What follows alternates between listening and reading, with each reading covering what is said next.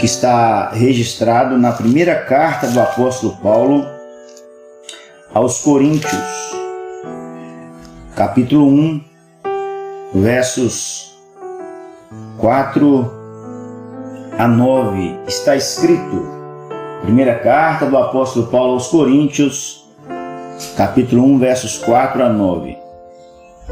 Sempre dou graças ao meu Deus por vós, pela graça de Deus que vos foi dada em Jesus Cristo, porque em tudo fostes enriquecidos nele, em toda palavra e em todo conhecimento, como foi mesmo o testemunho de Cristo confirmado entre vós, de maneira que nenhum dom vos falte, esperando a manifestação de nosso Senhor Jesus Cristo, o qual vos confirmará também até o fim, para serdes irrepreensíveis no dia do Senhor Jesus Cristo. Fiel é Deus, pelo qual fostes chamados para a comunhão de seu Filho Jesus Cristo. A Igreja de Jesus. A Igreja de Jesus. A igreja, ela tem dois endereços. A igreja, ela é celestial e ela é terrena. Ela tem duas geografias: a do mundo espiritual em Cristo e o local onde ela se encontra. Rua, bairro, cidade, estado, país, continente, no globo terrestre, na terra. A igreja de Jesus, ela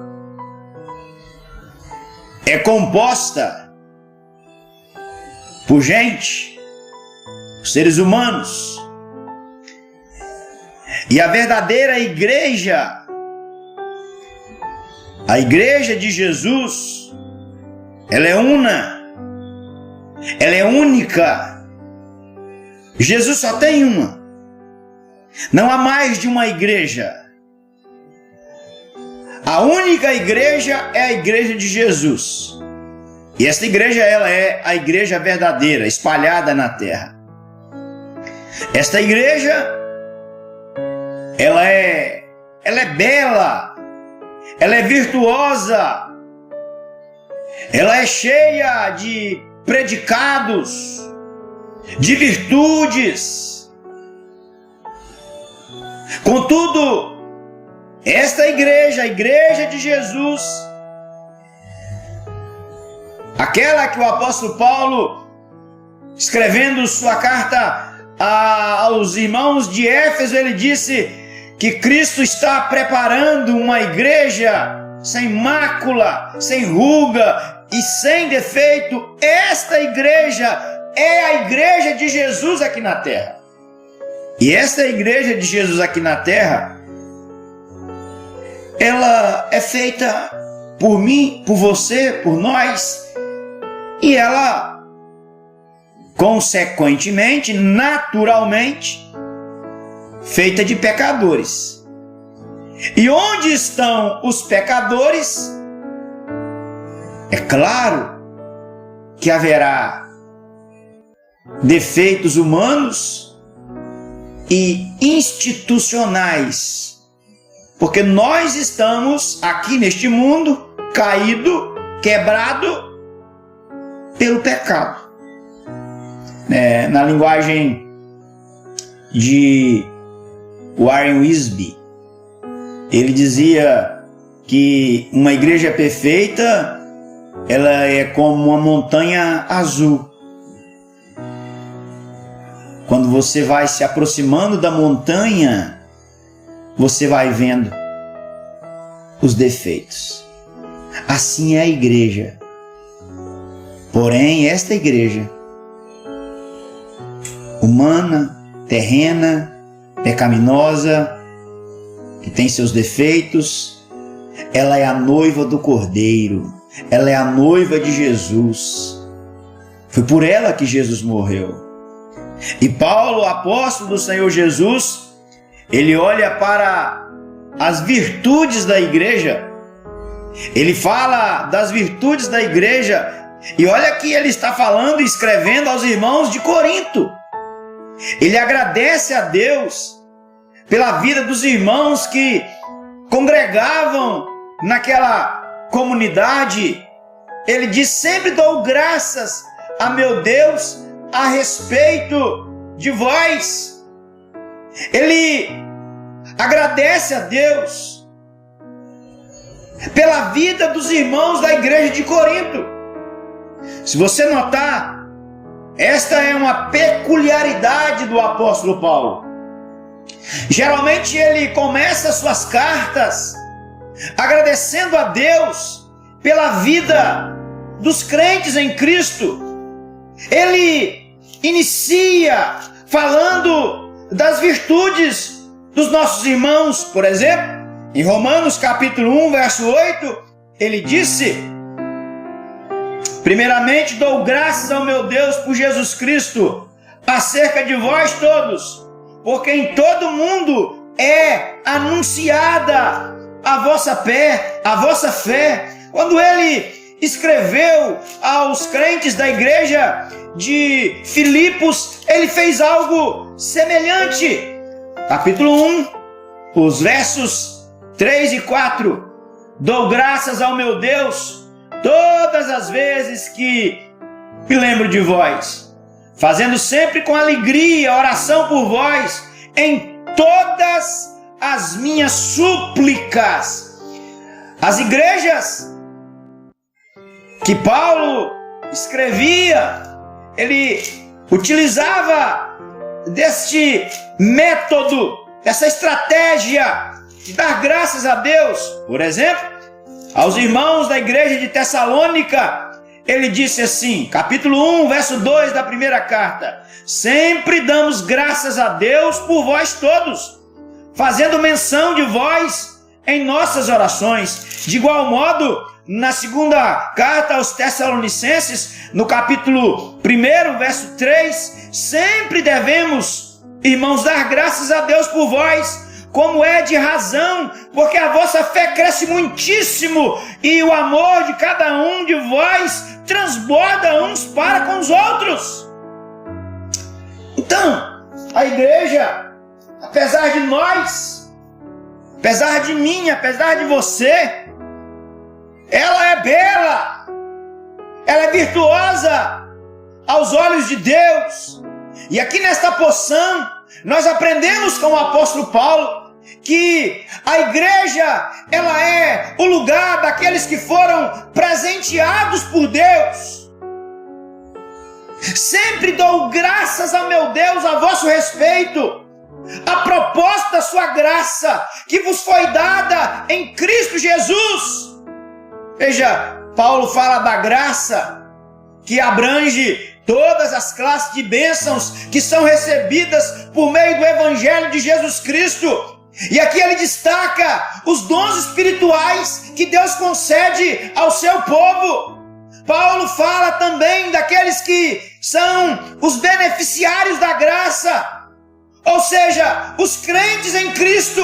Ele deu graça aos irmãos da cidade de Corinto, aos irmãos que viviam, que celebravam, que se reuniam lá naquele lugar. Veja que a igreja, ela é o lugar dos agraciados.